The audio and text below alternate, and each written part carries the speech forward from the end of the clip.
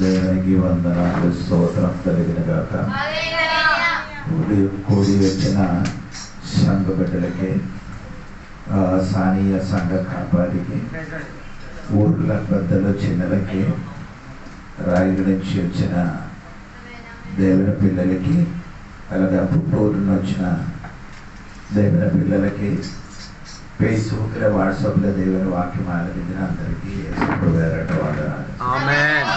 దేవుడు అందరికీ దీవించిన కాక. సరే అంటే మనం బైబిల్ తరగతిలోనికి మనం వెళ్తాం. మనం నేర్చుకున్న విషయం ఒకసారి చెప్పచ్చా? మర్చిపోయిందా లేదా తెలియదా? బైబిల్లో 8 మందులు మనుషులు. మొదటి మనుషుడు ఆదాము, రెండవ మనుషుడు ప్రగతి సమ్మతమైన మనుషుడు, మూడవ మనుషుడు పురాతన మనుషుడు, నాలుగవ మనిషిని మనం ఇప్పుడు నేర్చుకున్నాడు. ఏంటంటే నవీన మనుషుడు. సోదరం చెప్పండి. సోదరం. సరే, 2 వాక్యం చెప్పాలి, చదవాలి. ఎఫెసీయుల పత్రిక 2వ అధ్యాయం 15వ వాక్యం, ఎఫెసీయుల పత్రిక 4వ అధ్యాయం 23, 24 వాక్యం. 2 వాక్యం చదవాలి. 2:15. ఎట్లు తండ్రి చేయొచ్చు మనము జన్మ వలన యూదులమే గాని అన్యజనులను ఎట్లు తండ్రి చేయొచ్చు ఇద్దరిని తన యందు ఒక నూతన పురుషునిగా సృజించి. ఒకటి నూతన పురుషుడు, నవీన మనుషుడు, అదే నూతన పురుషుడు. New man. తర్వాత ఎఫెసీయుల పత్రిక 4వ అధ్యాయం 23, 24. మీ చిత్తవృత్తి యందు నూతన పరచబడిన వారై నీతియు యథార్థమైన భక్తియు గలవారై దేవుని పోలికగా సృష్టింపబడిన నవీన స్వభావం.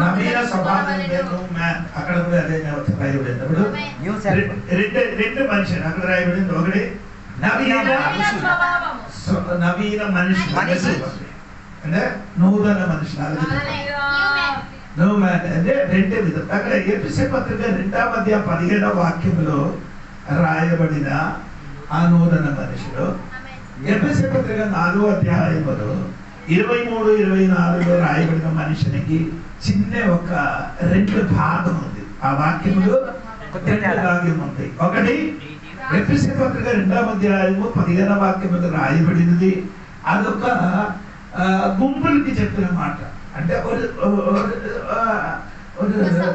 సమూహం అని చెప్పిన మాట, ఒక సమూహం అని చెప్పిన మాట. ఎఫెసీయుల పత్రిక 4వ అధ్యాయం 23, 24 వాక్యం చదివినప్పుడు అదొక వ్యక్తిపరంగా చెప్పిన మాట. నేను చెప్పిన అర్థమైందా? 2వ అధ్యాయం ఒక గుంపు, 2వ అధ్యాయం 15వ వాక్యంలో ఒక సమూహం అంటే ఒక గుంపు. 2 అది ఇంకా ఏమని చెప్తారంటే ఒక సంఘానికి చెప్పిన మాట. అది ఒక సంఘానికి చెందిన మాట. ఎఫెసీయుల పత్రిక 4వ అధ్యాయములో 23, 24 వాక్యములు రాయబడినంటే సంఘములను ఒక వ్యక్తి గురించి చెప్పిన మాట. ఇప్పుడు మీకు అర్థమైనట్టుగా నేను అనుకున్నాను. అప్పుడు ఆ విషయం మనం నేర్చుకున్నప్పుడు నేను ఇద్దరు ముందుకు కొన్ని విషయములు నేను చెప్పారు, మీరు మర్చిపోలేదని అనుకున్నారు. 2, ఒకటి దూరస్థులు. 17వ వాక్యం 2వ అధ్యాయం 17వ వాక్యంలో చదివినప్పుడు ఆయన వచ్చి దూరస్థులైన మీకును సమీపస్థులైన వారికి. అక్కడ 2 విధం. ఒకటి దూరస్థులు, 2 సమీపస్థులు. దూరస్థులు అని చెప్పినది అన్యులు, దూరస్థులు అని చెప్పిన వారు సమీపస్థులు అని చెప్పిన వారు ఎవరు? యూదులు. 2 విధం. ఒకటి దూరస్థులు, సమీపస్థులు అని చెప్పిన వారు ఎవరండి? యూదులు. స్తోత్రం. చెప్పండి. ఈ 2 పక్షములున్న వాడికి దేవుడు ఏం చేశాడు అంటే దాని 18 వాక్యం చూడండి. 18 వాక్యం 2వ అధ్యాయం. ఆయన ద్వారానే మనము ఉభయమును ఒక్క ఆత్మయందు తండ్రి సన్నిధికి చేరగలిగి ఉన్నాము. కాబట్టి మీరిక మీదట పరజనులను పరదేశులనై ఉండక పరిశుద్ధులతో ఏకపట్టణస్థులను దేవుని ఇంటి వారునై ఉన్నారు. ఒకే శరీరం.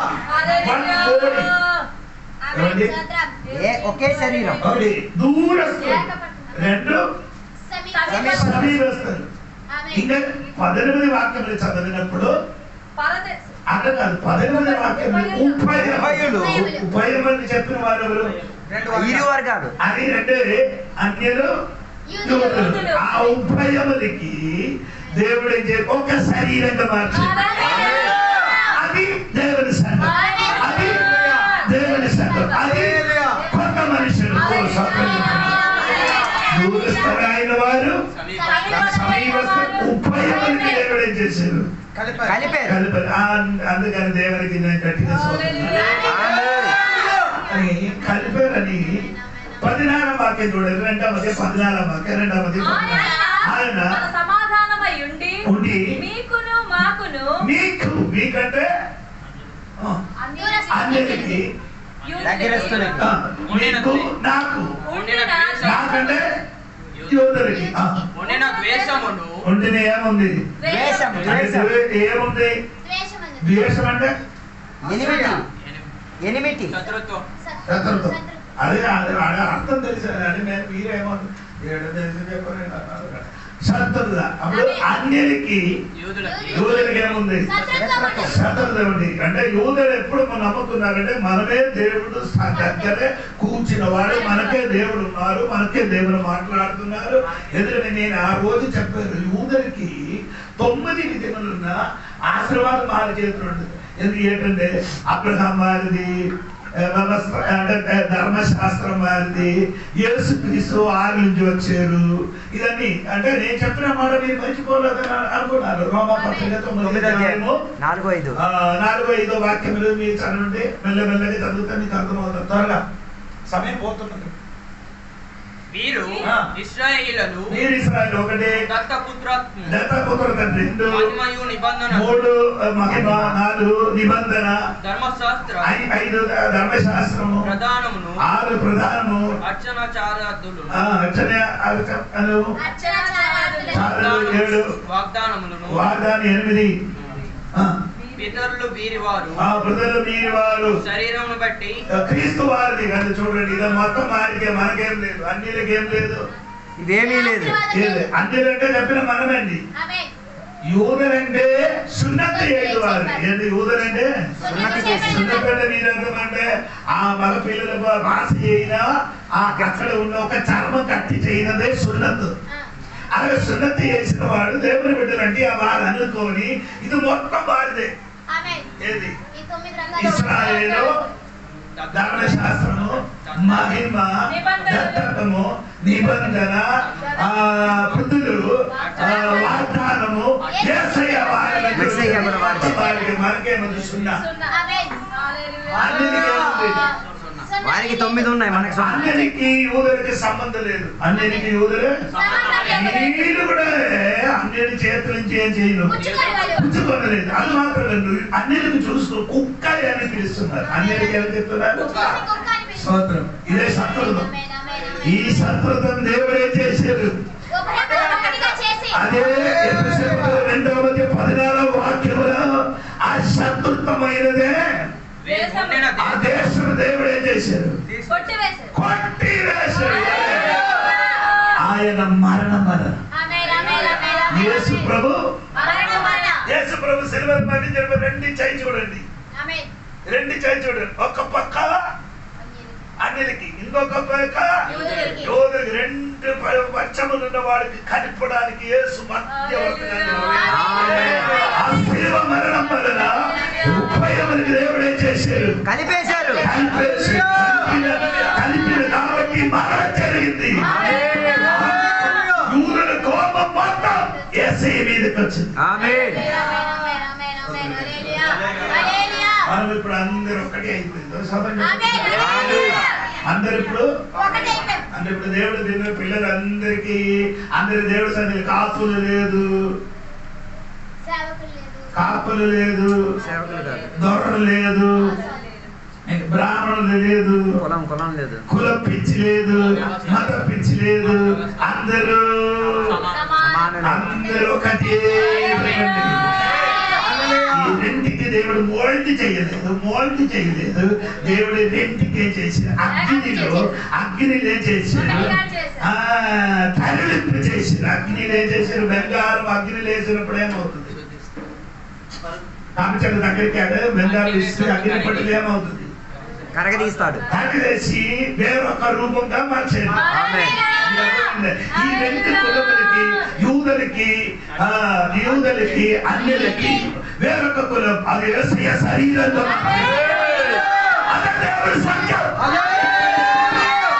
నీకు అర్థమైందో లేదో? దేవుడు సంఘం లోపలికి వచ్చిన వాడికి ఏం లేదు, కులమత భేదం లేదు, మత పిచ్చి లేదు. అది పాట నేను పాడలేదు. కుల పిచ్చోడిని నేను, కళ్ళు లేని కపోతిని, మతము చోడిని నేను, మది లేని కుమారిని. దేవా పరలోక రాజా, రాజ్యములో నన్ను చేరుదేవా. అందుకే దేవుడు అందరూ ఇంటికి వెళ్ళి అన్ని తినొచ్చు.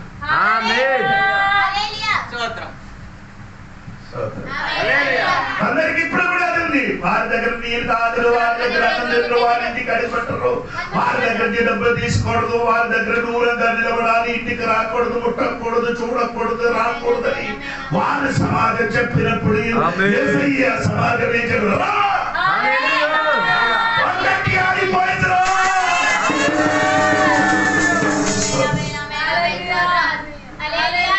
అందుకే నేను యేసయ్య నమ్మలేదు. కలర్ లేదు, రంగు లేదు, భేదం లేదు, అందరూ యేసయ్య శరీరంగా మారిపోయింది. గట్టిగా స్తోత్రం కలిగింది. అప్పుడు నేను చెప్పుకొని వచ్చిన మాట ఇప్పుడు ఒకే శరీరంగా మార్చింది. అదే 2:16 చదివితే మీకు నేను చెప్పిన కరెక్ట్ గా సంహరించి దాని ద్వారా యేసయ్య ద్వారా మీరిద్దరిని మరి ఇద్దరిని ఏక శరీరం చేసి యూదులకి అన్యులకి ఒక శరీరం లేదు, ఒకే శరీరం. అనేది యేసయ్య సంఘమైన శరీరం. యేసయ్య సంఘమైన శరీరం. ఆ యేసయ్య సంఘమైన శరీరములకి స్తోత్రం. ఆ శరీరములకి చెప్పిన మాట ఏమంటే the new man. దేవుడే మనం మోల్డ్ చేయలేదు, నవీనపరిచారంటే వేరొక రూపంగా మమ్మల్ని మార్చారు. ఈ రెండు రూపంలో ఒక రూపంగా మార్చారు.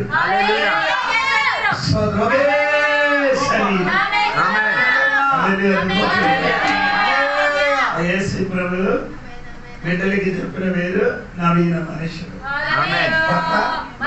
చెప్పండి, మనం అందరూ కొత్త మనుషులు. శరీరం చూసి చెప్పండి, కొత్త మనిషి నేను.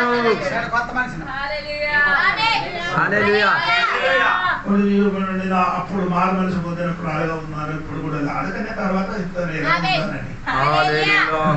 ఇప్పుడు నీకే కనబడలేని ఒకటి సంగతి నీ జీవితంలో ఏముంటున్నారు, జరుగుతున్నది. కనబడలేని ఒక విషయం నీ శరీరములో టైం వచ్చినప్పుడు అది ఇప్పుడు నీకు కనబడలే, కానీ నీ జీవితంలో ఆ ప్రోసెస్ ఇప్పుడు జరుగుతూనే ఉన్నాయి. సరే, ఇంకా అది మనసు ఉంచుకొని ఆ 18 వాక్యం మళ్ళీ ఒకసారి కూడా చదవండి. ఆయన ద్వారానే మనము ఉభయములను ఒకటి ఆయన ద్వారా, ఆయన అంటే యేసయ్య, అది మర్చిపోకూడదు. యేసయ్య ద్వారానే మనము ఉభయమును ఒక ఆత్మయందు తండ్రి సన్నిధికి చేరగలిగి ఉన్నాము. ఒకటి ఆయన ద్వారా చేరగలిగింది. ఆయన ద్వారా యేసయ్య వలన దేవుడి దగ్గరికి మనము చేరగలిగింది. మొదటి మాట తండ్రి దగ్గరికి చేరగలిగింది. అక్కడ ఉంది కదా, సన్నిధికి మనం ఏమైంది? ఒకటి రాయనవాడు ఇలాగ రాశాడు. ఒకటి యేసుక్రీస్తును మనకు చేరగలిగింది.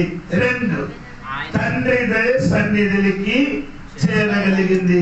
3 పరిశుద్ధాత్మ వలన చేరగలిగింది. ఒకే ఆత్మ వలన చేరగలిగింది.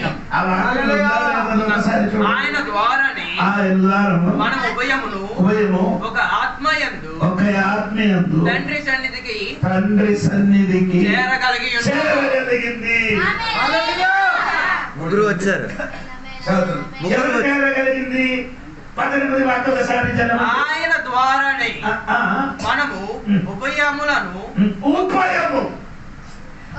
ఆ ఉభయము చేరగలిగింది. ఎక్కడే ఒకరికి కాదు కదా. ఆయన అంటే చేరగలిగింది. ఉభయం 2 వర్గములు. 2 వర్గములు అంటే యూదులు అన్యులు. అన్యులు కూడా యేసు దగ్గరికి చేరగలిగింది. 2 తండ్రి దగ్గరికి ఉభయం చేరగలిగింది. 3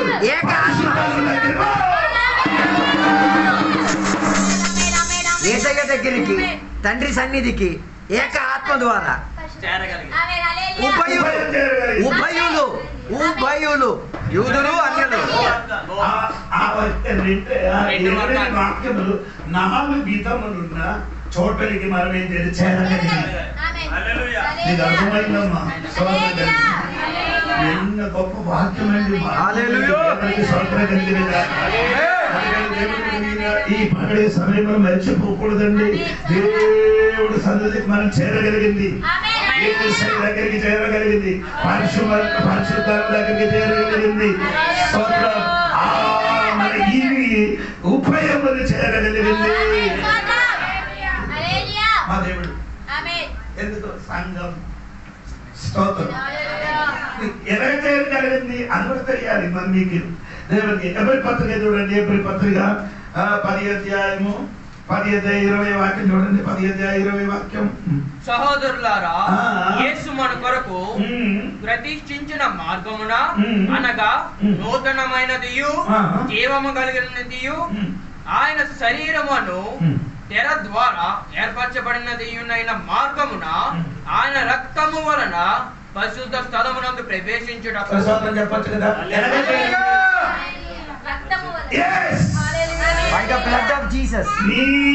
ఎక్కడికి చేరగలిగింది. ప్రవేశించంటే ఆయన రక్తం వలన.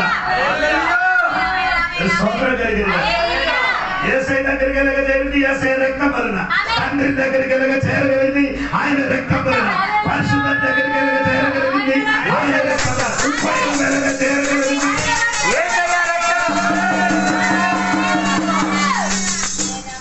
ఎందుకు? రక్తంలో ఏముంది? జీవం, ప్రాణం ఉంది. రక్తంలో ఏముంది? జీవమున్న కాబట్టి, ప్రాణమున్న కాబట్టి ఉభయము దేవుడి సన్నిధికి ఏమైంది? దేవుడి సన్నిధికి మనం చేరగలిగితే రక్తం లేకపోతే మనం చేరలేము, చచ్చిపోతాను. ఎందుకు? మనము అపవిత్రుడు. మనము యేసయ్య పరిశుద్ధుడు. అప్పుడు మనం తండ్రి దగ్గరికి వెళ్ళినప్పుడు తండ్రి చూసినప్పుడు యేసయ్య నుండి మమ్మల్ని చూసుకున్నాడు. ఇలాగా ఇది యేసయ్య అంటాను అనుకోండి. యేసయ్య ముందుకు నిలబడుతున్నారు, నేను వెనక్కు. ఇప్పుడు ఎవరికి కనబడుతున్నారు? ఇది యేసయ్య. ఈ బైబిల్ యేసయ్య.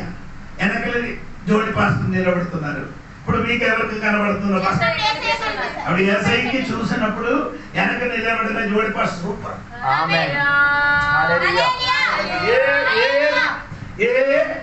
పాపం లేదు. రక్తం మమ్మల్ని ఏం చేశారు? కవర్ చేశారు. కప్పి పెట్టింది. ఎవరి మీదకి? నీ మీదకి, నా మీదకి ఆ రక్తము కప్పి పెట్టింది. కాబట్టి రక్తము పోషించి ఎక్కడికి వెళ్ళొచ్చు? అక్కడికి ప్రవేశం మనకు.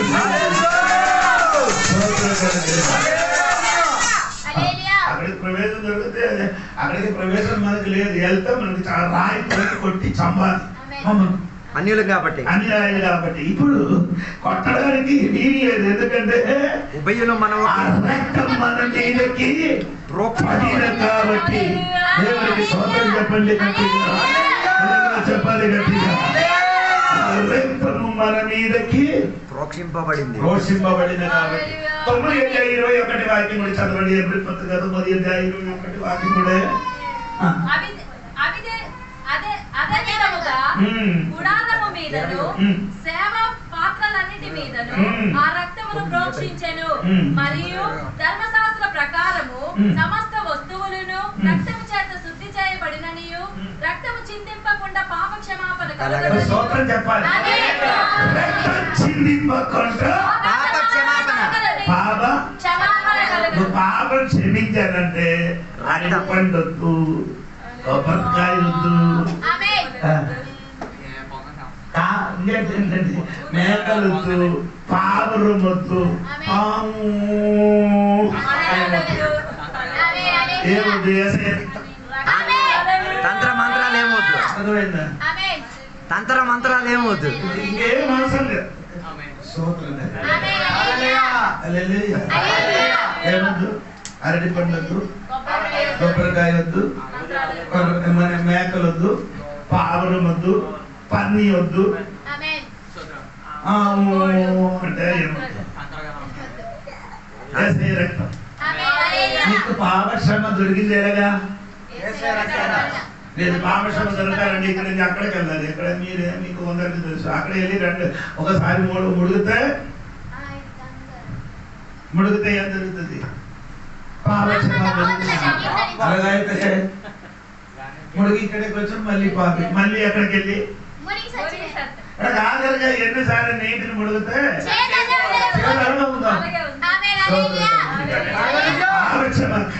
కలగడానికి యేసు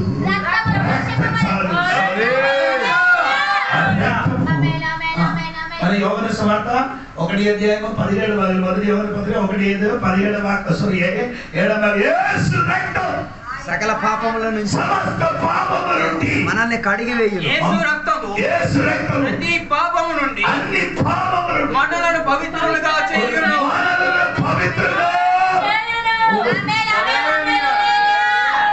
మనల్ని ఎలా పవిత్రులుగా చేశారు? యేసు రక్తం. ప్రవాసనం మాత్రం కాదు తల్లి, ఈ రక్తం వలన పాప క్షమాపణ నీకు జరుగుతుంది. అందుకని మనం ఇప్పుడు మమ్మల్ని దేవుడు చూసి నీతి బంధుడు అని పిలుస్తుంది. దేవుడు మమ్మల్ని ఎలా పిలుస్తుంది? ఎందుకని కూడా నీతి బంధుడు అని యేసు రక్తం మన మీదకి పడిన కాబట్టి మనం కూడా దేవుడికి సోదరం కలిగి ఇంకా మన ఎలాగా మనకి ప్రవేశన దొరికింది. ఎబ్రీ పత్రిక 10:22 వాక్యం చూడండి. 10:22 వాక్యం.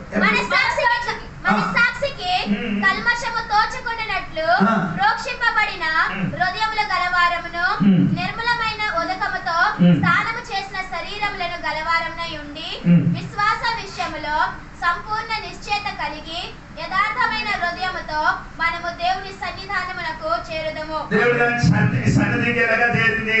విశ్వాసమును బట్టి. విశ్వాసం లేకపోతే ఎక్కడికి చేరరు? దేవుడి సన్నిధికి. ఆదాము చేసిన తప్పేంటి? హల్లెలూయా. ఆదాము చేసిన తప్పు అందరూ చెప్పండి. ఎవరు ఏం చేశారు? ఆదాము చేసిన పాపం ఏంటిది? ఆదాము చేసిన పాపం చెప్పండి. నీకు ఏదో తెలిసిన చెప్పండి. ఆదాము ఏం ఏమైందన్నా జయింది కోణాలి ఆదాము ఓ పాప కోరుతలా చెప్పరా? ఆదాము కో పాప చెప్పండి. చూడండి ఆదాము చేసినట్టు తప్పేందండి పాపం. పండు తినడంటే నీ మనం అన్ని పనులు తింటున్నాం. మామిడి పండు ఎన్ని తింటున్నాను. పాపం రాలేదు తింటా పాపం రావాలి కదా. ఒకవేళ పండు తిండి ఉంటే మామిడి పండు తిన్నారు, ఆపిల్ పండు తింటున్నారు. ఆయనకన్నా ఎక్కువ మనం ఆయన ఒకటే తినడుగా. ఆయనకన్నా ఎక్కువ అయిపోయాం. పండు తినడం తప్పు కాదండి. రోమాపత్రిక పత్రిక 14:23 వాక్యం చదవండి, ఎప్పుడు మీకు అర్థమవుతుంది. 14:20. అనుమానించేవాడు తినిన ఎడల ఉమ్. విశ్వాసము లేకుండా తినును ఉమ్. కనుక దోషి అని తీర్పు నొందును. ఉమ్. విశ్వాస మూలము కానిది ఏదో అదే పాపము. విశ్వాసము మూలము కానిది మూలము కాదు ఏదో అదే పాపం. ఆదాము చేసిన పాపం దేవుడి చెప్పారు, ఈ వృష ఫలం నీ ఏం చెయ్యకూడదు. అప్పుడు సాతాను వచ్చి ఏం చెప్పారు, తినమని చెప్పాడు. అది ఎవరి మాట విశ్వసించారు? దేవుడు మాట కంటే ఓకే. సాతాను మాట పండు తిన్నది కాదు. అదే పాపం. దేవుడి మాట కంటే దేవుడు పండే తినొద్దు అన్నారు, సాతాను తినమని చెప్పాడు. ఇప్పుడు ఎవరి మాట విన్నారు? మీరు కూడా కదా. ఈ జ్వరం కడికడి వచ్చిన ఎవరో మంత్రం చేశారు, అందుకని మీరు ఆ ఊర్లో గారెడి విద్య చేయని వారి దగ్గర అక్కడికి వెళ్ళి చూడమని చెప్తే ఆ మాట విని వెళ్తే అదే పాపం. అందుకే పూచాను సోయి అంటే ఒక చిన్న జ్వరం వచ్చేసరికి మాంత్రికుడి దగ్గరికి వెళ్ళిపోవాలి. రక్షలు కట్టడం, నడువులు కట్టడం, కొడుకులు కట్టడం, పిల్లలకి నడుములు, పిల్లలకి ఇక్కడ బొట్టు, ఇక్కడ బొట్టు, ఇక్కడ బొట్టు, ఇక్కడ పట్టుతున్నారు. ఇదన్నీ దేవుడు మాట విన్న లేకుండా నీ ఈ బొట్టు గిట్ట అన్ని చేయను అదే బాబు. సాతాను గడు మాట విని సీఎన్ని పెట్టేస్తున్నాం. సినిమా చూడరు దేవుడు చెప్పింది, సినిమా చూసాను అదే బాబు. అది విశ్వాసం కాదు. సినిమా మాటకి నీకు నమ్ముతున్నారు అదే బాబు. అంటే సాతాను గడి మాటలు వింటే వాటిలో విశ్వాసం ఉండదు, సందేహం ఉంటుంది. ఈ అయ్యగారు ఏం చెప్తున్నారు? 8 అవడానికి వెళ్తున్నారు. హలో, విశ్వాసము లేనిది పాపము కదా. విశ్వాసం కానిది నీ బైబిల్ కంటే ఎక్కువ దేనికి సినిమా సీరియల్ అదే పాపం. అదే పాపం. హల్లెలూయా. అందరూ చర్చకొచ్చి అదే చేస్తున్నారు. ఈ పాపం చేసి ఈ వారం ఎన్ని సినిమా చూసిన వాళ్ళకంటే చెప్పేసి ఈ వారం పోస్టల్ చూడలేదు.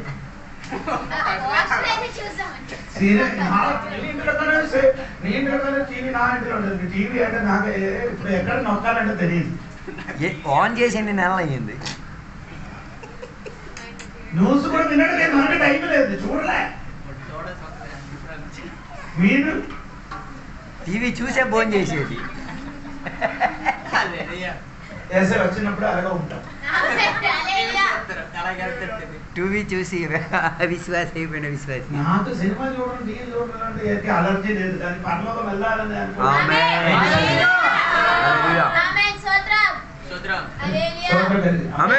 చెప్తున్నారు. పాపం ఏది? విశ్వాసం లేనిదో అదే విశ్వాసం లేనిది ఏంటంటే వేరే ఏదేనికి నమ్ముతున్నదే బాబు.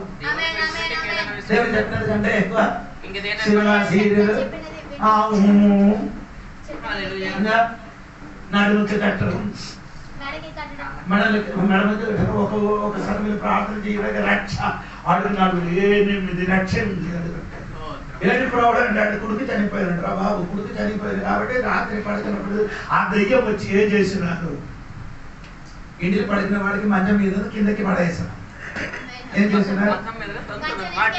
మంచం మీద పడుకున్న వ్యక్తి లేచినప్పుడు ఎక్కడ పడుకున్నాడు? అందుకే చెప్పిన వాడి దగ్గరికి వెళ్ళారు, మాధురి దగ్గరికి వెళ్ళి ఆడు చెప్పి రక్ష కట్టు అక్కడ మొత్తం కట్టు. పరశురాము మురములున్న పాస్టర్ గారు నన్ను పిలిచి ప్రార్థన చేయడానికి వెళ్ళేది. నీ ప్రార్థన చేయాలి. అజిత్ గారు వాక్యం చెప్పిన తర్వాత నేను వాక్యం చెప్పడానికి వెళ్ళాడు. దేవుడు చెప్పారు ఇలాగా నేను చెప్పిన మొత్తం తీయవా, ఆ రక్ష మొత్తం తీయేసి అప్పుడు విడుదల జరుగుతుంది. రక్ష మొత్తం తెచ్చారు, మొత్తం పోకట్లు వేసారు. అమ్మడానికి కాదు, మీరు అందరూ ధైర్యాలు మొత్తం దాన్ని తీసుకొని వెళ్తే జల్లిసారు, నాకు నీళ్ళకి జల్లిసారు. నీళ్ళు జల్లిలేకపోతే మీరు మళ్ళీ అది తీసుకొని కట్టుతారు. నీళ్ళు స్నానం చేసినాడు కట్టేస్తారు. నాకేం అవ్వలే. అప్పుడున్న కడుపు ఇప్పుడు ఉంది, అప్పుడున్న ప్లేస్ ఇప్పుడు ఉంది. మీరైతే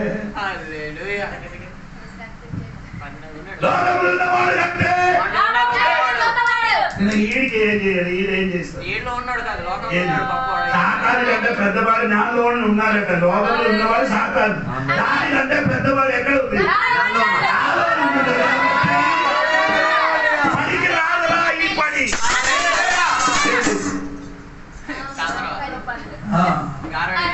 ఎరడి విధులు ఏ పని? అదక పోయిందిరా, కాలం పోయిందిరా, ఎస్ఐ వచ్చిందిరా, శివుడు మరణిందిరా, ఆయన రక్తముల విధి నడుందిరా. దానికేం కాదు, ఫైట్. విశ్వాసం ద్వారా ఏం చేయాలి? విశ్వాసం ద్వారా ఎక్కడికి వెళ్ళదు, మనకి ఎక్కడ చేరగలుగుతుంది. దేవుడు సన్నిధికి వెళ్ళగలుగుతుంది, రక్తం వల్ల చేరగలుగుతుంది. విశ్వాసం వల్ల ఎక్కడికి వెళ్తుంది? దేవుడి సన్నిధికి మనము చేరగలుగుతున్నారు. దేవునికి స్తోత్రం కలుగుతుంది. ఆయనే మార్గం, ఆయనే విశ్వాసం ఉంది, అక్కడికి ఏం చేయొచ్చు? అందరికి కూడా విశ్వాసం లేదు. యేసు అంటే యేసు దేవుడే, యేసు దేవుడు అంటే నమ్ముతుంది, కానీ వారికి ఏంటి లేదు. ఏంటి విశ్వాసం? యేసయ్య వలన రక్షణ ఉంది అని వారేం చేయలేదు. అది విశ్వాసం లేదు. ఎవరికి నీకు నమ్ముతుండే ఆడికి వెనకలి నీ అని చెప్పి వెంబడించు. అవును కదా? యేసయ్యకి నమ్ముతుంటే యేసయ్యకి ఏమవుతుంది? ఆదివారం ఆదివారం కదా, ప్రతిరోజు యేసయ్యకి చేయాలి. కాదని అనుకున్నా, ప్రతిరోజు చేయాలి. వెంబడించండి తండ్రి. ఇప్పుడు మనం నేర్చుకున్న విషయం అంటే విశ్వాసం ద్వారా దేవుడి సన్నిధికి మనకేముంది? చేరవల్లుతున్నారు. దేవునికి స్తోత్రం కలుగును గాక. స్తోత్రం. అంటే రోమపత్రిక 5వ అధ్యాయం 2వ వాక్యం కూడా చదవండి. రోమపత్రిక 5వ అధ్యాయం 2వ వాక్యం. రోమపత్రిక 5వ మరియు ఆయన ద్వారా మనము విశ్వాసము వలన ఈ కృపయందు ప్రవేశము గలవారము. ప్రవేశం విశ్వాసం వలన దేవుడి సన్నిధికి మనకు ప్రవేశం ఉంది. విశ్వాసం లేకపోతే అక్కడికి ప్రవేశించలేదు. అందుకని దేవుడి సంగమా విశ్వాసం ద్వారా మనకు ప్రవేశం ఉంది. దేవుడికి స్తోత్రం కలిగింది. ఇంకా ఎలాగ ప్రవేశం ఉందో చూడండి. ఎఫెసీ పత్రిక 3వ అధ్యాయం 12వ వాక్యం. 3వ అధ్యాయం 12వ వాక్యం చూడండి.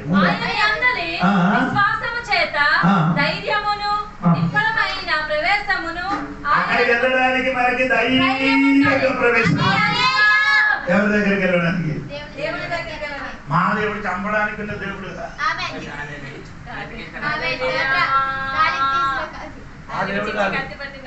చూసినప్పుడు మీకే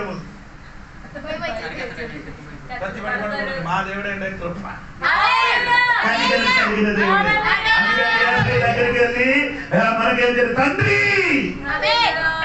డాడీ అని పిలవచ్చు. స్తోత్రం కలిగిన దేవుడి దగ్గరికి వెళ్ళడానికి ముందు ధైర్యం. స్తోత్రం కలిగిన మనకి ఏం అవసరం లేదు, విశ్వాసం ఉంటే చాలు. విశ్వాసం ఉంటే చాలు, ఎక్కడికి వెళ్ళచ్చు? దేవుడి సన్నిధికి చేరడానికి ఉన్న ధైర్యం ఉంది. ఇప్పుడు కొందరికి దేవుడు దాన్ని దేవుడు చంపేస్తారు, దేవుడు తిట్టుతారు, దేవుడు మా దేవుడు ఏం చేయండి. మీ దేవుడే అది ఆడికి ఇవ్వవలసిన వస్తువు ఇవ్వలేకపోతే నిన్ను తింటాం. చెప్పిన గురించి నేను చెప్పిన మీకు అర్థమైందా లేదా? ఏది కావాలంటే లేకపోతే ఎలా చెప్తున్నాడు తెలుగులో? దేవత తెలిసింది మీకు ఈ దగ్గర చెప్పినా మీకు అర్థం అవుతుంటే దేవుడికి ఇస్తాం. ఒక ఇంటిలో ఆడికి తీసుకొని సాక్ష్యం చెప్పాలంటే అప్పుడే మీకు అర్థమవుతున్నాను. ఏమైందంటే ఒక దెయ్యం వచ్చాడు, ఆడి పూజలు చేసిన వ్యక్తి, పూజ చేసిన వాడు, పూజ చేసిన వాడు ప్రతిరోజు ఆడి కొన్ని దినములు ఏం చేయలేదు, కొన్ని సమస్య వల్ల ఆడు ఏం చేయలేదు, పూజ చేయడం మానేసినప్పుడు ఆ దేవదేవుడు చెప్పారు, ఈ రోజు సాయంత్రం లోపల నీ తమ్ముడు రక్తము నోటి నుంచి వచ్చి ఏమవుతుంది, చచ్చిపోతానని చెప్పు. కరెక్ట్ చెప్పినట్టుగా తమ్ముడు ఏమైంది, రక్తం కక్కేసి చెప్పేసి రక్తం కక్కేసి చచ్చింది. ఇది వినినప్పుడు అన్నయ్య, భార్య, ముగ్గురు పిల్లలు ఓట పట్టుకొని పారిపోయింది. అప్పుడు వెనకలు వచ్చి నిన్ను కూడా చంపొస్తాను, వెనకలు వచ్చి దేవత ఏం చేశారు, చంపొస్తారు అని చెప్పినప్పుడు 7 రోజు నిద్ర లేదు, 7 రోజు నిద్ర లేదు. అడగ ఉండినప్పుడు విక్రమపురంలో ఉన్న పాస్టర్ గారు ఉంది, ఆయన పేరు సత్యం, మీకు కావాలంటే ఆయనకి ఫోన్ చేసి అడగండి. సత్యబాబు గారు వచ్చి ఆయనకి తెలుసండి దేవుడి పాస్టర్, ఆయన అయ్యగారికి ప్రీతి చేస్తామని మమ్మల్ని తీసుకొని వెళ్ళారు.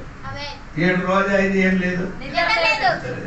దేవత ఏం చెప్తున్నారు, ఈ చంపొస్తాను ఇదే స్వరములు వినిపిస్తున్నారు, మనకి వినిపించలేదు, ఆ వ్యక్తికి మాత్రమే వినిపిస్తున్నారు. నేను వెళ్ళినప్పుడు వాడిలో భయంతో నన్ను చూస్తున్నాడు. సరే ప్రార్థన చేయ, తమ్ముడు చేయన తప్పని ఒప్పుకోనరా అని చెప్పి, తమ్ముడు ఏదైతే తప్పు చేశారో ఒప్పుకున్నాడు. అడన్నీ ఒప్పుకొని దేవుడు క్షమాపణ అడిగి ప్రార్థన చేశాడు. ఒక 10 నిమిషాలు నేను ఎలాగ ఉండిపోయారు, అదే దాన్ని ఒప్పుకొని ఏం చేశారు, ప్రార్థన. యేసు నామములో నీ మీదకి వచ్చిన ఆ దెయ్య శక్తి ఇప్పుడు వెళ్ళిపోగలగాక. ఇది యేసు నామములో ప్రార్థన చెయ్యడం, నిద్ర వచ్చడము పడిపోయింది. నిద్ర వచ్చి ఏమైంది అంటే పడిపోయి, ఎప్పుడు అప్పుడు ప్రార్థన చేయడానికి దాదాపు 12 గంటలకి లేచింది. ఎప్పుడంటే తెలుసా, 6 గంటలకి. వాళ్ళందరూ అనుకుని వీడు చచ్చిపోయినాడు, ఇప్పుడు కూడా సూపర్ గా నడుస్తున్నారు. దయ్యము అదే మన దేవుడి చంపడమే, దేవుడి చంపడానికి వచ్చిన దేవుడు కాదు, ఆయన దగ్గరికి వెళ్ళడానికి, ఆయన సన్నిధికి చేరడానికి మనకు కలిగింది. ఎప్పుడు ఎప్పుడు ఎప్పుడు ప్రతి అలాగే ఎవరి పత్రిక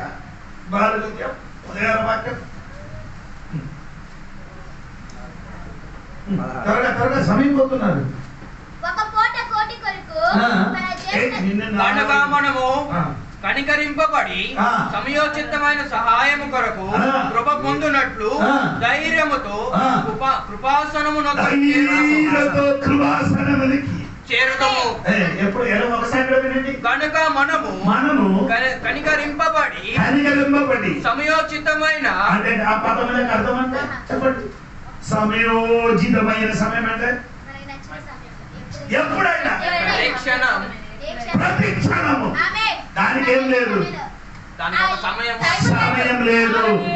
అంటే దేవుడి సన్నిధికి వెళ్ళడానికి ఎప్పుడైనా వెళ్ళొచ్చండి,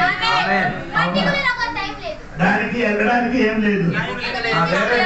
వేరే దేవుడి దగ్గరికి వెళ్ళడానికి ఏముంది, టైం ఉంది, ముహూర్తం ఉంది, సమయం ఉంది, ముహూర్తం ఉంది. ఏం కావాలి అంటే దానికి ఏం చేయాలి, శరీర శుద్ధి అవసరం, స్నానం చేయాలి. హలో, ఆడవాళ్ళకి ప్రతి నెలసరి వచ్చినప్పుడు వెళ్ళకూడదు. మా దేవుడు కలగేంద్ర ఎప్పుడు రాడా, మా దేవుడి సన్నిధికి నీ శరీరం చూడలేదని నీ హృదయం చూసుకున్నారు. శరీరం చూడలేదు, హృదయ శుద్ధి కలిగిన వాడు, హృదయ శుద్ధి కలిగిన వాడు, శరీర శుద్ధి కలిగిన వాడు ధన్యుడు అని చెప్తా మనమందరం. ఎందుకంటే నేను తెల్లవరి నుండి మనమందరూ ఎప్పుడంటే 11:30 నుండి ఎండలు నడిచి చప్పట్లు మొత్తం వచ్చి ఇక్కడికి వచ్చారు. మనము, నేను, పాస్టమ్మ, అతిథి గారు, వాళ్ళగా మన సహోదరులందరూ. అలాగైతే దేవుడు స్నానం చేసి రాడా అంటే ఏం చేయాలంటే, నేను వేరే బట్టలు తీసుకొని రాలేదు, പിന്നെ ఏం చేయాలి, అయ్యారు బట్టలు అయితే నాకు అది సరిపోదు. నా దేవుడు ఎంత మంచిదో.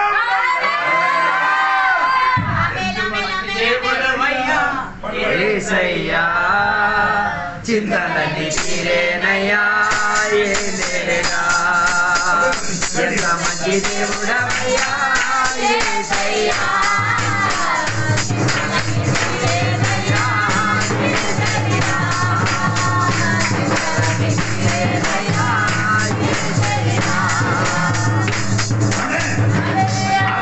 మంచిదమ్మా.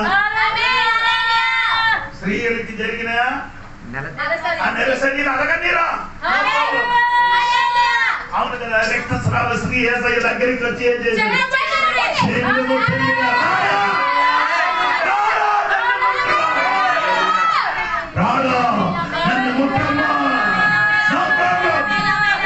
ఈ రోగము కాలి రక్తస్రావం ఉండి వ్యక్తిగా నాకు అది అవసరం లేదు. నీ మనస్సు మంచిదైతే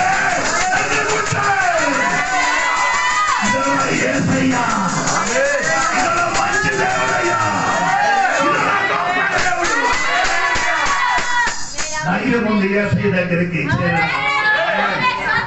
నీ బట్టలు ఎలాగొందో అది అవసరం లేదు. నీ శరీరములే దాని మనసు మాత్రం అది ఉంటే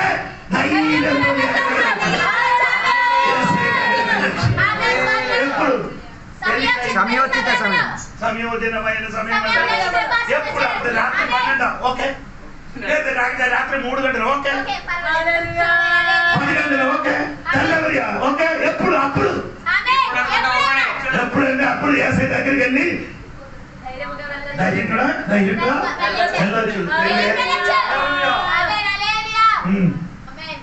ఎమ్మెల్యే దగ్గరికి వెళ్ళారంటే దొరుకుతుంది. అప్పుడే చేయకు, ముందుకేం చేయాలి? అప్లైన్మెంట్.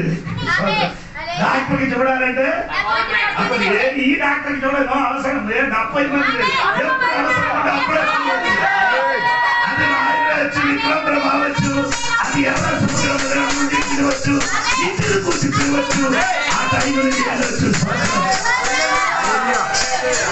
అక్కడ ఎవరు లేదు, సెక్యూరిటీ లేదు.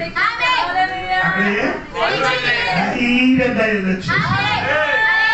అలాగంటే ఒక దేవుడు నీకున్నప్పుడు ఇదే సరి అయిన దేవుడు, ఇదే సరి అయిన మార్గం, ఇదే సరి అయిన సత్యం, సనాతన సత్యం. ఇది మార్పు లేని సత్యం. దేవునికి స్తోత్రం. అప్పుడు దేవుడి సన్నిధిలో మనకి ఏం లేదండి, ధైర్యంతో ఏమంటామా? స్తోత్రం. ఎవరికి? కొత్త మనిషి, నూతన మనిషికి యేసయ్య దగ్గరికి తాగుబోతుడికి అవదండి.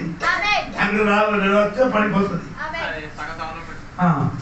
తాగిన వాళ్ళు సుట్ట, తాగిన వాడు కావదు, బంద్ తినవాడు కావదు, కొంచెం కొంచెం మందు తాగిన వాడికి అవదు. పరిశుద్ధంగా జీవించిన వారికి మాత్రమే.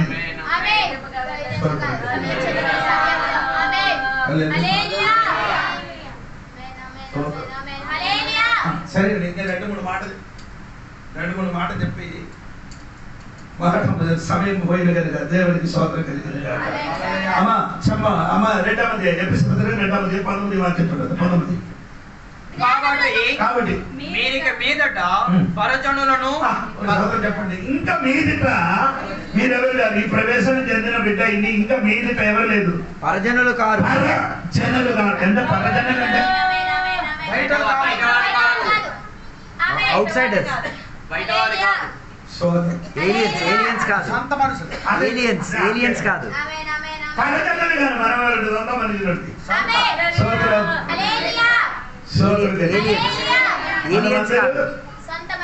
సొంత మనుషులు దేవుడికి సొంత శుద్ధ మనుషులు. తర్వాత పరదేశులనై ఉండక ఇంకెవరు కాదు, పరదేశం వేరే వేరే ఊర్లు ఉన్నవారు కాదట. అని అర్థం. మనకు ఇప్పుడు ఏ ఊర్లు ఉన్నారు? ఏ ఊర్లో ఉన్నవారు కాదు. ఈ ప్రదేశం చెందిన దేవుని బిడ్డ పరదేశులు కాదు. ఎందుకంటే పరదేశులకి ఏమో చెప్పొచ్చు కానీ మనం పరదేశులు కాదు. ఇప్పుడు మీకు తెలియదు కదా, ఇక్కడ కత్తి ఏదో పని చేయడానికి కొందరు మనుషులు ఇక్కడికి వస్తున్నారు. బయట ఊరు వాళ్ళు ఇక్కడ इधर से नहीं है, वो तो गुजरात में,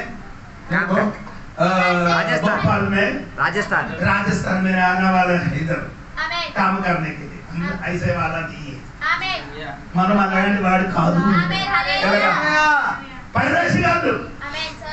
మనకి పరదేశికి ఏం లేదు, సొంతం దేశం ఉండదు. దేశం ఉండదు.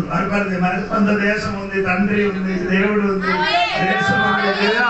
మనం ఇంకా పరదేశులు దేవుడికి స్తోత్రం కలిగి దేవుడి సంఘ బిడ్డలు ఇంకా ఏమంటే పరదేశులు కాదు, అన్యులు కాదు, అన్యులు కాదు, పరదేశులు కాదు. తర్వాత పరిశుద్ధులతో ఏక పట్టణస్థులను బాబు ఏక పట్టణస్థులు కాదు. అక్కడ ఇంగ్లీష్ లో ఏమంటారు అంటే you are fellow citizens. Citizen ఒకే సిటిజన్ ఉన్నవాడు, పౌరస్థితి కలిగిన వారు. ఒకే పౌరస్థితి. పౌరస్థితి అంటే మీకు అర్థమైందా? పౌరస్థితి ఏంటి పౌరస్థితి అంటే? అంటే అదే మన ఆంధ్రలో ఉన్నవారండి, లేకపోతే ఇండియాలో ఉన్నవారంటే తెలియడానికి ఇండియాకున్న ప్రతినిధి ఇండియాలో ఉన్న వ్యక్తి అని తెలియడానికి ఉన్న పౌరస్థితి. ఇండియాకున్న ఆధార్ కార్డు అనుకున్నట్టుగా ఇండియాకున్న ప్రతినిధి. దేవుడు సంఘం విడుదల ఇండియా ఎవరు కాదు, ఏక పట్టణం స్థలం గారికి రాయబడుతుంది. అంటే పట్టణ స్థలం ఒకే రాజ్యంలో ఉన్నవారంట. పరదేశులు కాదు, అన్యులు కాదు, ఒకే పట్టణం, ఒకే సిటిజన్షిప్.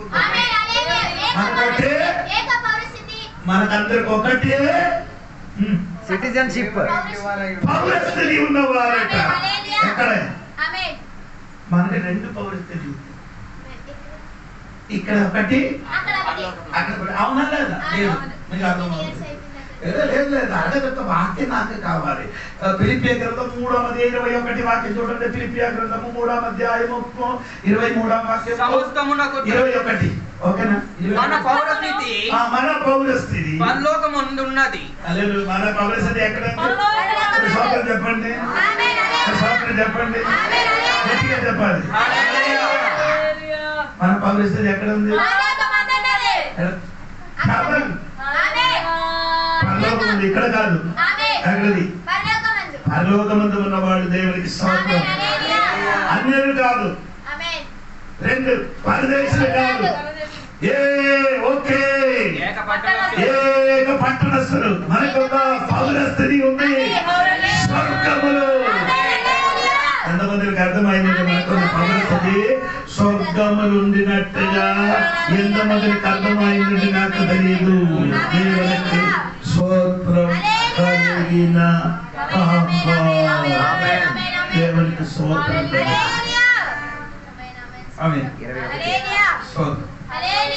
అందరికి పౌరస్థితి చెప్పచ్చు. ఆకలి వేస్తున్నారా? మీకు ఆకలి, నాకు అడుగుని పద్ధతి, నాకు ఎక్కువ ఆకలి. తెలవరు నడిచి సేవ చేసి వచ్చింది, అందుకని ఆకలి. సోదరు కలిగింది. తర్వాత దేవుని ఇంటి వారినై ఉన్నారు. సోదరు చెప్పండి. మనం ఇంకా పడేది అన్యులు కాదు, దేవుని ఇంటి అన్యులు కాదు, పరదేశులు కాదు, ఒకే పట్టణం దేవుని ఇంటి వారు. ఇంటి వారంటే ఒకే దగ్గర ఉన్నవాడికి దయచేసి చెప్పండి, ఒకే కుటుంబస్తులు. మనమందరూ ఆమె మన సమస్య కొట్టే గొర్రెల్లో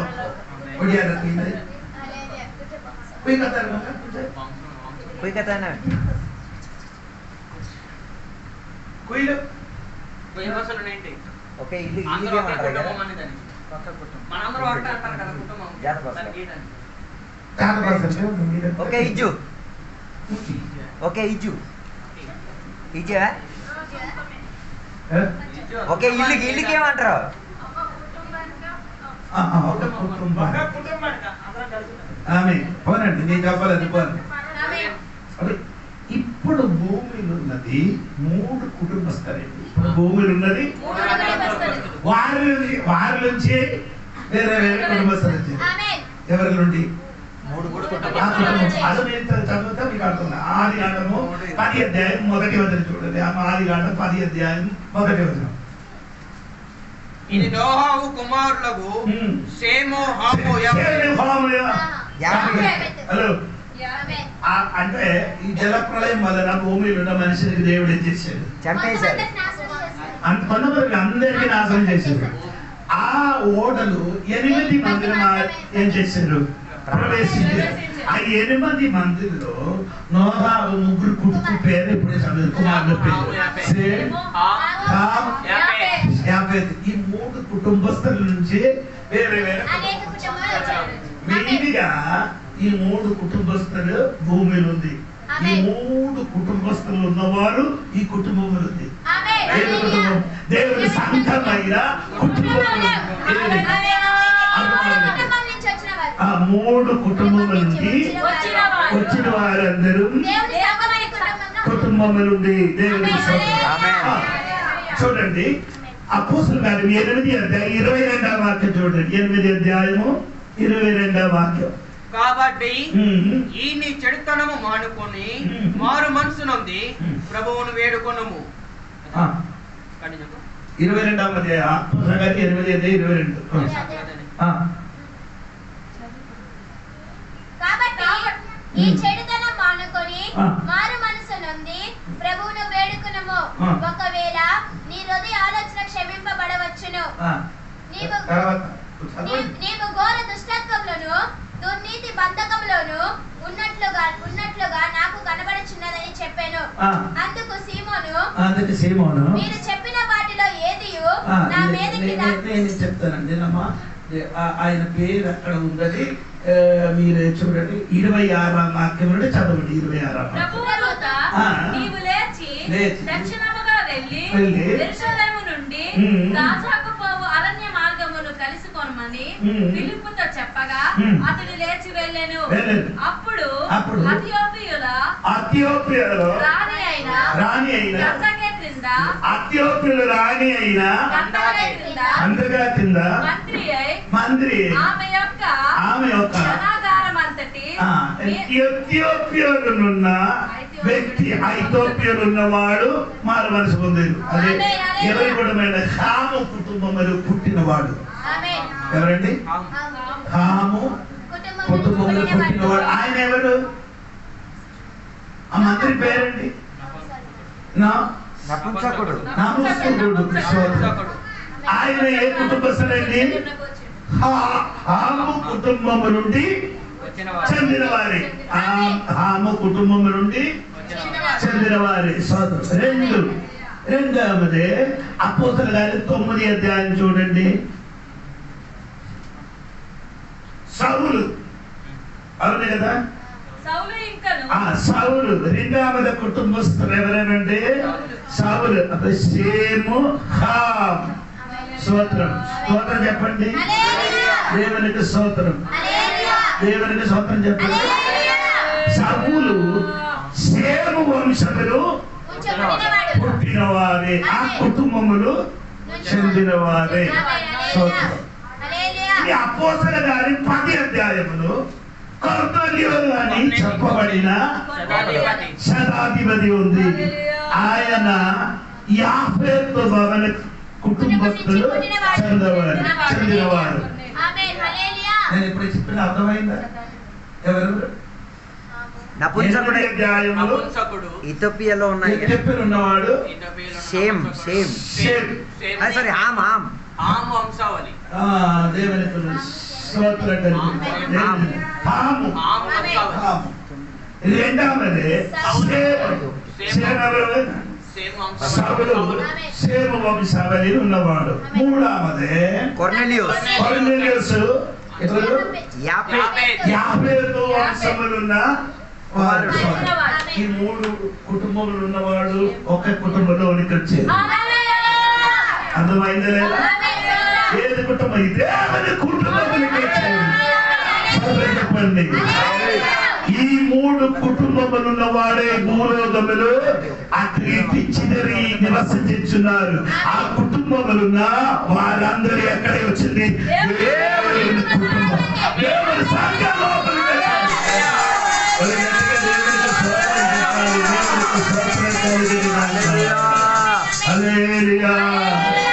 దేవునికి స్తోత్రం.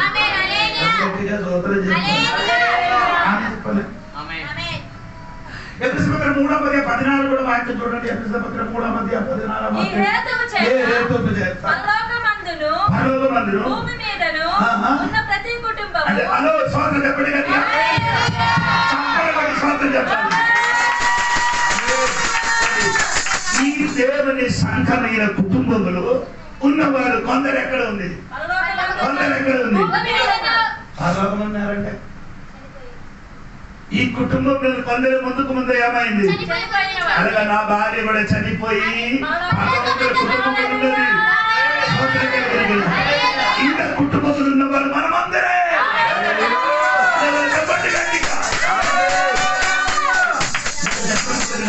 నాకేమన్నారంటే గందర వేయడానికి ఇష్టం అవుతుంది. ఎందుకంటే ఈ భార్య ఇక్కడ తగులుకోవాలని భయం.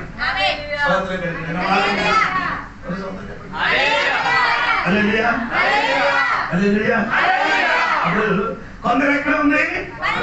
కొందరు ఎక్కడ ఉంది? స్వాతంత్రం చెప్పండి.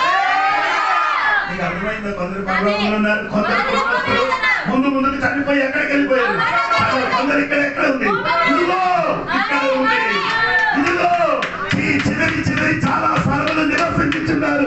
ఈ కుటుంబస్తులు మనమందరూ ఒకే కుటుంబస్తులు.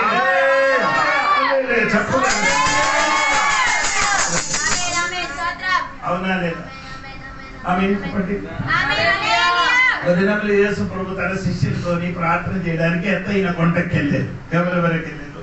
యేసు, పీతరు, యోహన్న, యాకోబు ముగ్గురు. ఇద్దరు యాకోబు, యేసు. అప్పుడు ఎంతమంది అయింది? అప్పుడు ప్రార్థన చేసినప్పుడు పరలోకములు ఇంటి వారి ఇద్దరు కిందకి వచ్చారు. పరలోకములు ఉన్న ఇంటి వారి అదెవరండి? మోసే, ఎలియా. సోదరు చెప్పండి. భూమిలున్న సంఘములున్న ముగ్గురు, పరలోకముల కుటుంబంలో ఉన్న ఇద్దరు. ఎక్కడికి కలిసారు? ఎత్తైన కొండ పైన అధ్యక్షుడైన యేసయ్య ఈ కుటుంబస్తులున్న దేవుడు ఎక్కడ ఉంది? వారి తోటుగా ఉన్నా. ఈ రెండు కుటుంబములు ఉన్నవాడు కలిసినప్పుడు యేసయ్య కూడా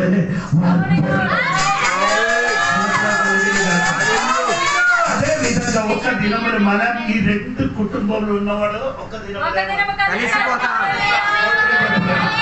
అదెప్పుడంటే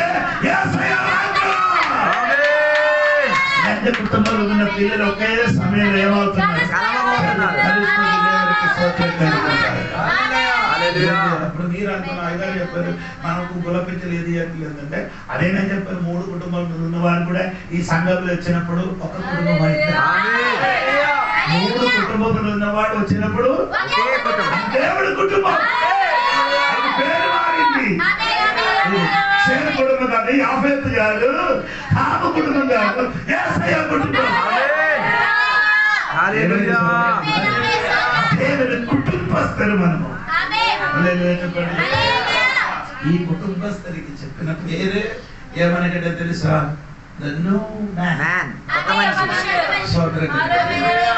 ఈ కుటుంబస్తులు ఉన్న వారందరూ కొత్త మనిషి. పాతది కాదు, పాతది కాదు, పాతది కాదు, కొత్త మనిషిదే. నవీన స్వభావం చెందిన దేవుడు. నవీన స్వభావం చెందిన అవునా? సోదరు చెప్తా, నేను రక్షణ పొందడం ముందుకు ఏ పని ఏమంటే తాగం. మీరందరూ కొలిసి తాగుతున్నారు, నేనే సొంతం తయారు చేశాను. 21 రోజు అదన్నీ కలిపి చెప్తే మీరు రేపు చేసుకోబోయేమో భయం. అదన్నీ 21 రోజు పెట్టి సరే ఉంచి 3 పాత్రలు కడిగింది. ఒక పాత్ర దాని పైన కాబట్టి దానిపైన ఒక పాత్ర అందులో నీళ్లు పెట్టి దాని నుండి ఒక పైపు పెట్టి పైపు లోపలికి ఒక బోట్లు పెట్టి బోట్ల లోపలికి ఇలాగా పడిపోతుకునే ఉంటాం. ఆ వచ్చినది చల్లగా నీరుతోటి పెడుతున్నారు. అది పెట్టినప్పుడు ఇలాగ రేలు ముట్టి అగ్గిని కాలిస్తే అగ్గి చెయ్యమవుదు. అదే తాగినవాడే స్తోత్రం. స్తోత్రం. రెండవది నంబర్ పేకాడినవాడు. రెండవది నంబర్ ఏమండి? పేకాడినవాడు. మూడవది నంబర్ గుంట వల్ల తిరిగిన నా జీవితంలో యేసయ్య వచ్చినప్పుడు ఈ 3 స్వభావం మారి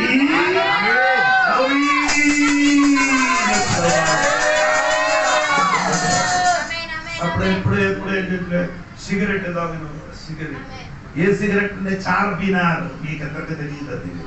అదే సిగరెట్లు అన్ని భయంకరమైనది. స్తోత్రం. దానిలోనికి ఏం కలుపుతున్నారంటే గంజాయి కలిపి అది ఇలాగ పెట్టి తాగిన వాడే. స్తోత్రం. యేసయ్య లోపలికి వచ్చినప్పుడు తాగడం మారింది, పేకాడడం మారింది, గంజాయి తాగడం మారింది, వదన తీయడం మారింది.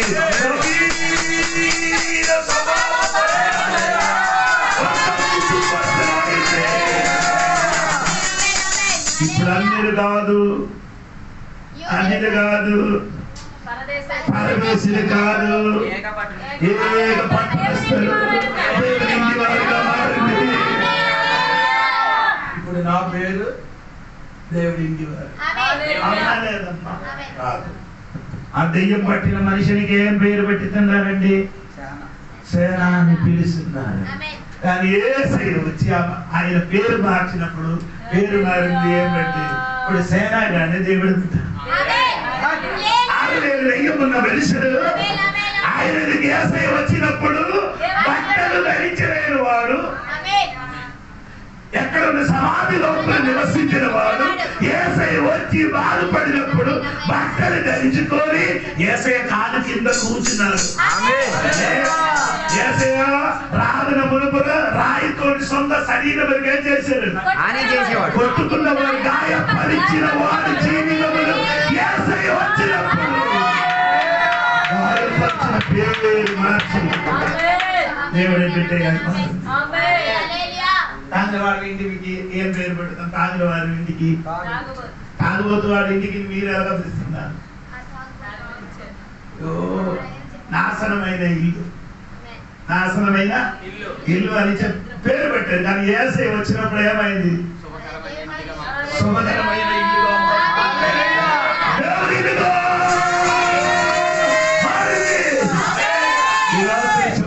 సహోదరా, ఈ వాక్యం మీద నీతోని దేవుడు ఈ రాత్రి మాట్లాడుతున్నాడు.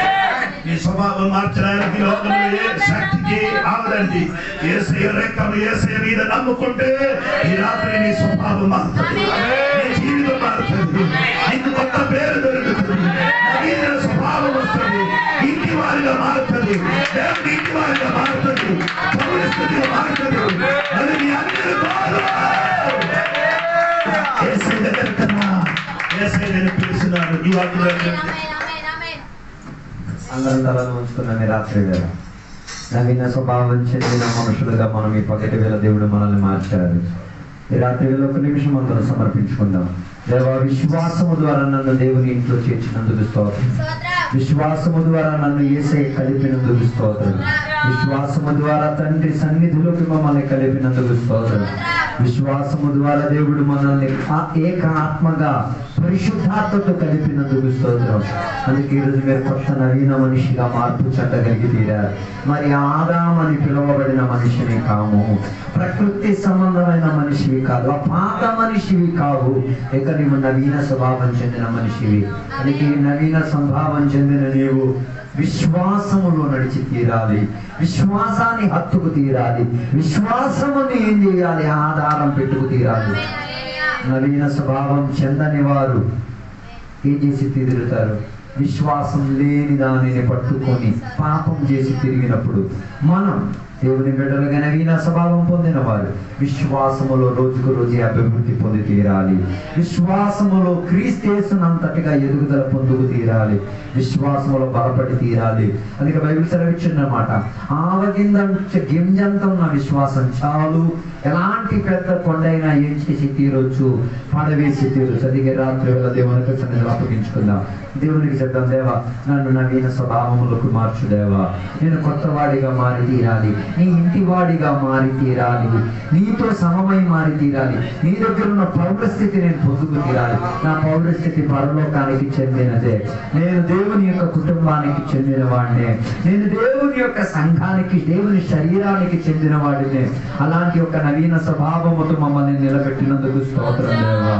ప్రార్థన చేద్దాం. పరిశుద్ధ మహోన్నత దేవా నీకు స్తోత్రం.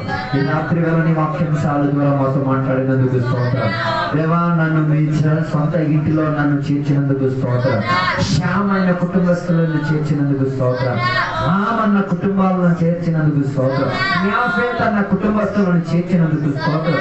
ఈ ముగ్గురు కుటుంబస్తులు 3 కుటుంబస్తులుగా కాక ఏక కుటుంబస్తులుగా మార్చినందుకు స్తోత్రం. ఏక రక్తముతో మమ్మల్ని క్షమించినందుకు స్తోత్రం. యేసయ్య రక్తం ద్వారా మా పాపాలు కడిగినందుకు స్తోత్రం. యేసయ్య రక్తం ద్వారా దేవుని యొక్క పిల్లలుగా మార్చినందుకు స్తోత్రం. యేసయ్య రక్తం ద్వారా ఏక సంఘముగా మార్చినందుకు స్తోత్రం అయ్యా.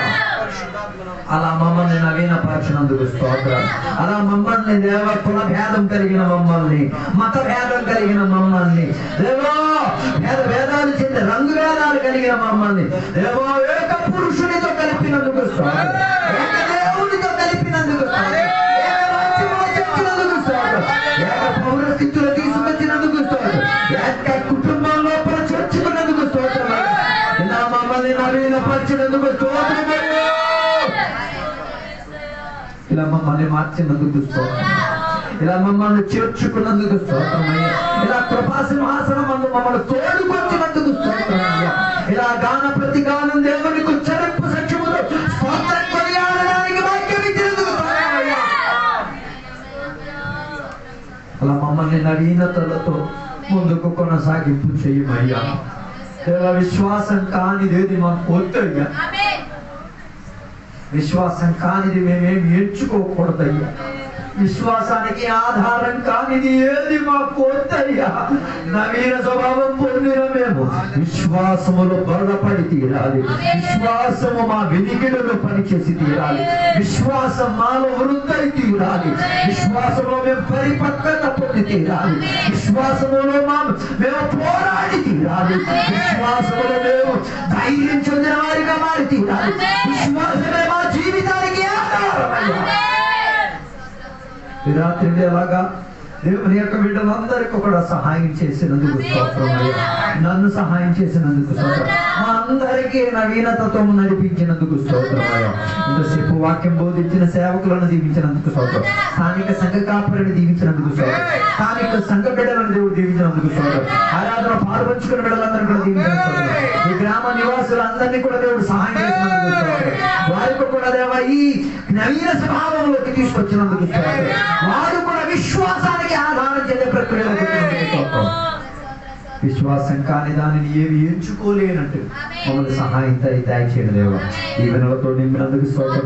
సహాయపరిచేది నడిపించినందుకు స్తోత్రం. యేసు నామములో అడిగి వేడుకున్న పరమ తండ్రి. తండ్రి యొక్క కుమారక పరిశుద్ధాత్మక సహవాసం ఇప్పుడు వెళ్ళప్పుడు ఇక్కడికి వచ్చిన భక్తులతో దేవా నీ 2వ రాకడ వరకు తోడైందను గాక.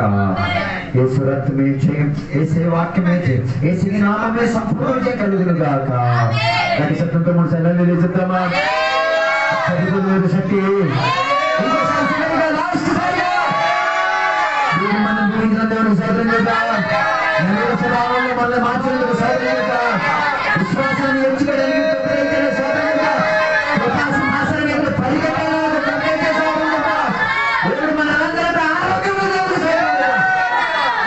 దేవుడు మనం అందరినీ కూడా దీవించును గాక. ఆమేన్. అందరికీ వందనాలు.